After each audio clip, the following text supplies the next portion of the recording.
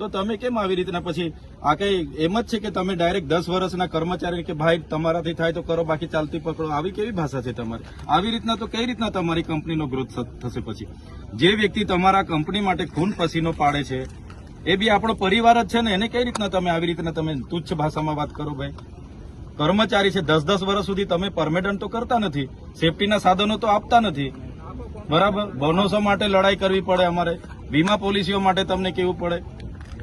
આ શું બતાવે છે? આ કઈ આવું ને બહારના લોકોને તો 2-2 વર્ષ 3-3 વર્ષમાં પરમિટન્ટ કરીને બધી સેવાઓ તમે આપો છો, તો અમારા લોકોને પણ આપો ને. વીમો કશું નથી. તો પછી કાલે ઉઠીને અહીંયા કઈ થઈ ગયું તો અમારે કોની જવાબદારી?